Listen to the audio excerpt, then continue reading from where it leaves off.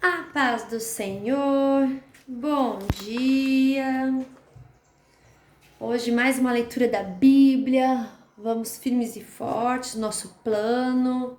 Não vamos desistir, ó. Já estamos no livro de Números. Hoje é dia 15 de fevereiro. Nós vamos ler o capítulo 11, 12 e 13.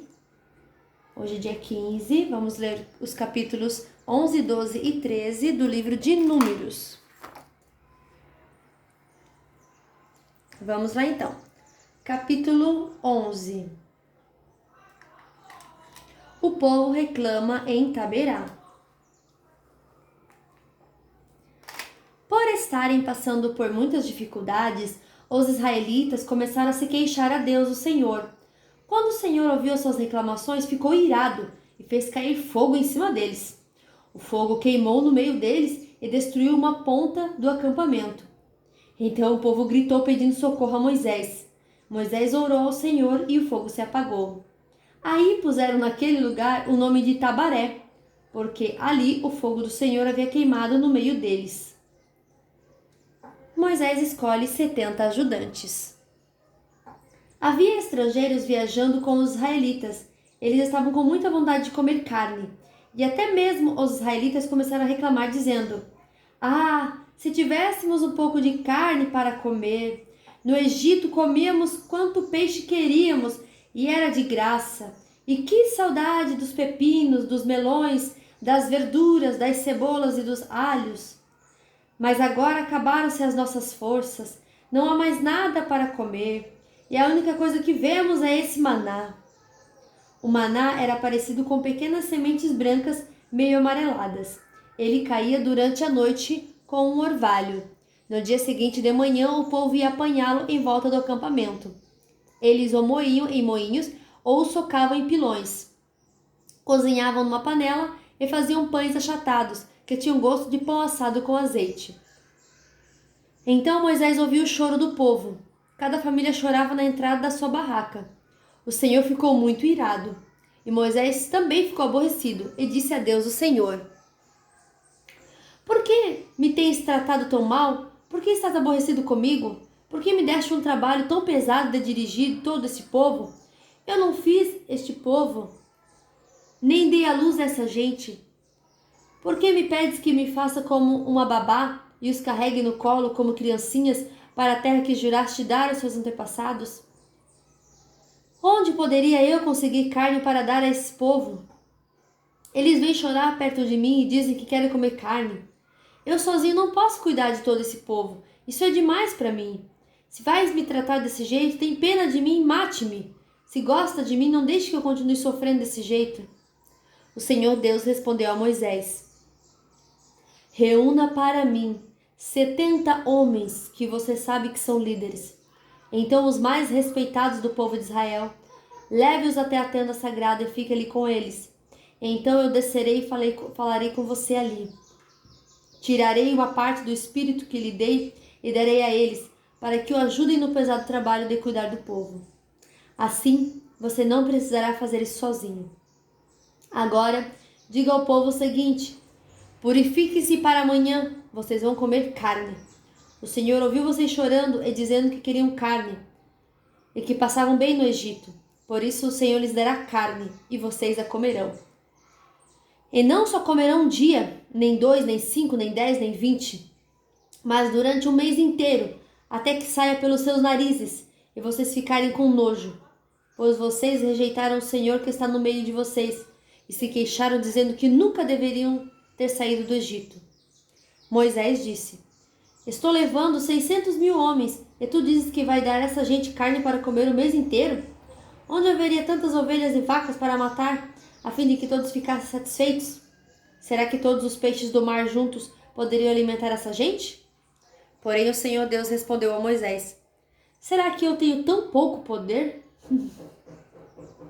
Agora mesmo você verá se o que eu disse vai acontecer ou não. Então Moisés saiu e contou ao povo o que o Senhor tinha dito. Ele reuniu 70 líderes do povo. Desculpa, gente, eu fiquei até emocionada agora Quantas vezes a gente duvida do poder de Deus, né? A gente acha que Deus não pode fazer tal coisa, abrir alguma porta, mover a montanha. E o Senhor, Ele faz. Ele faz muito mais do que a gente pede, mas a gente precisa pedir, né? Nós precisamos clamar. Não murmurar, não questionar, não duvidar, mas pedir com todo o nosso coração e o Senhor, Ele atende. Aqui ele disse: será que eu tenho tão pouco poder? Agora mesmo você verá se o que eu disse vai acontecer ou não. Então Moisés saiu e contou ao povo o que o Senhor tinha dito. Ele reuniu 70 líderes do povo e os pôs ao redor da tenda. Aí o Senhor desceu na nuvem e falou com ele. Deus tirou uma parte do Espírito que tinha dado a Moisés e deu aos 70 líderes.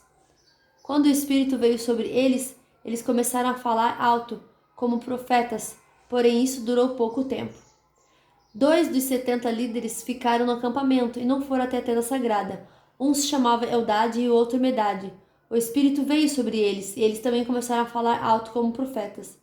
Então um rapaz foi correndo contar que Eldade e Medade estavam profetizando no acampamento.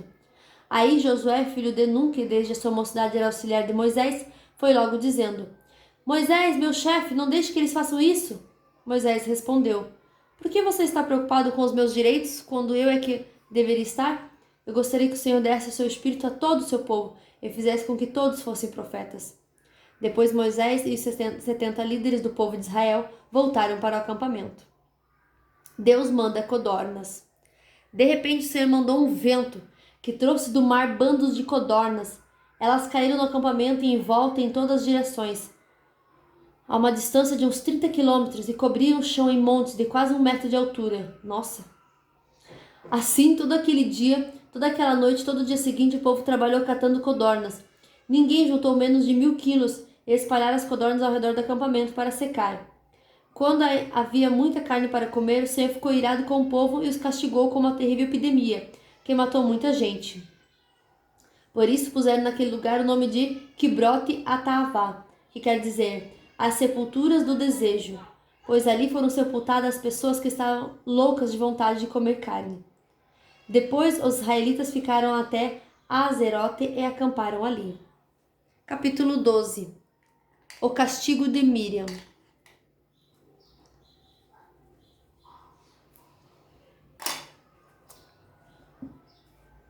Moisés havia casado com uma mulher da Etiópia, e Miriam e Arão começaram a criticá-lo por causa disso. Eles disseram: Será que o Senhor tem falado somente por meio de Moisés? Será que não tem falado também por meio de nós? E o Senhor ouviu o que eles disseram.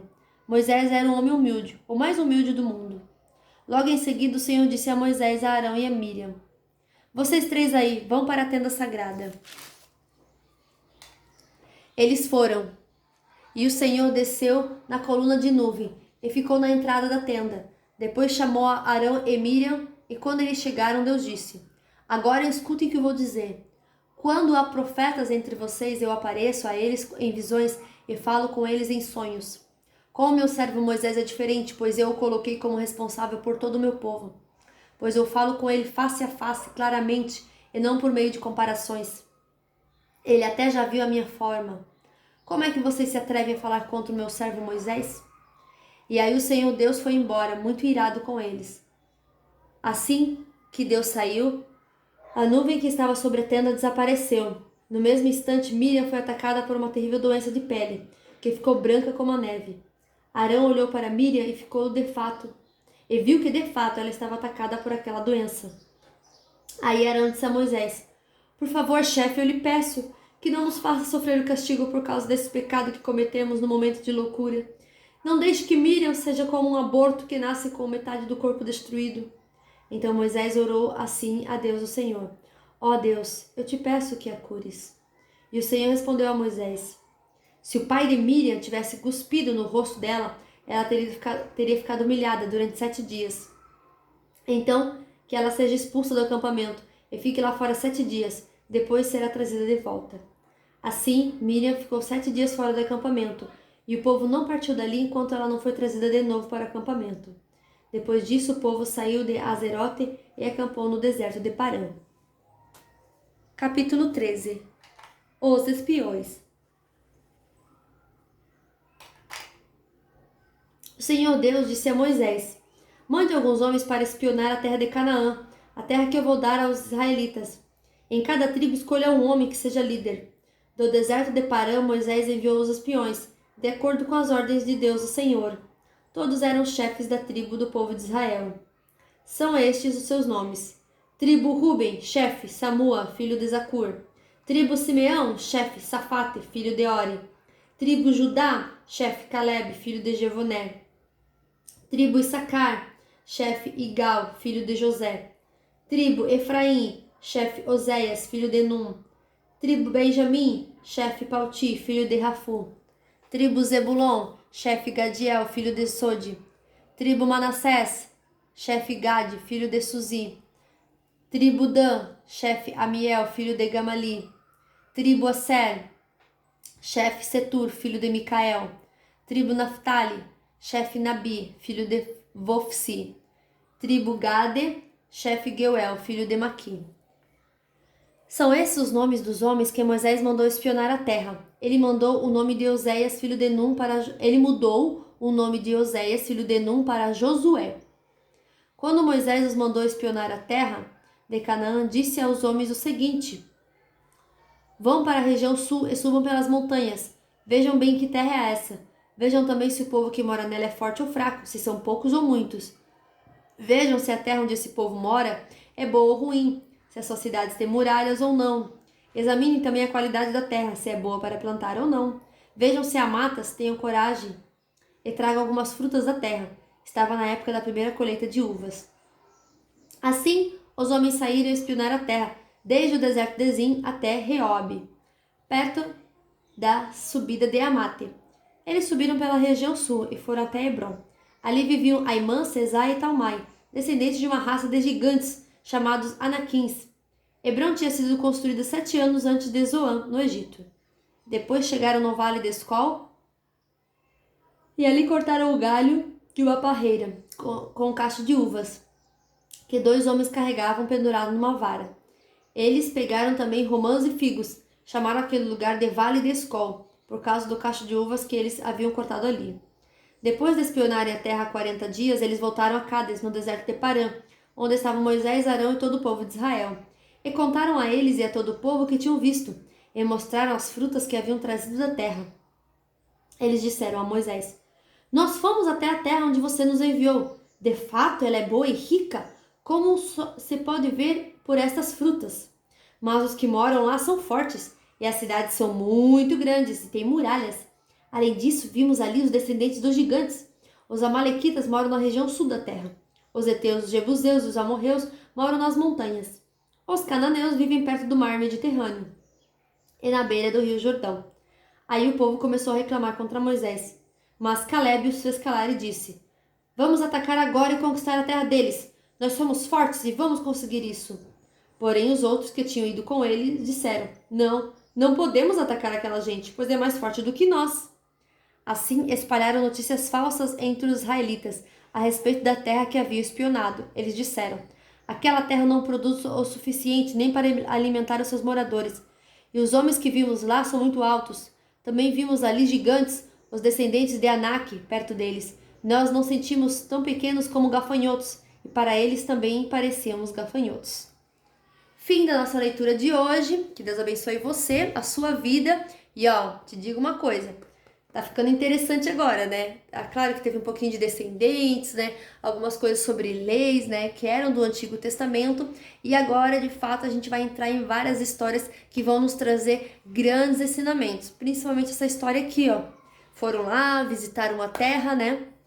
E alguns que ficaram com medo dos gigantes e se sentiram pequenos começaram a falar notícias falsas sobre a terra que Deus já tinha prometido aos israelitas.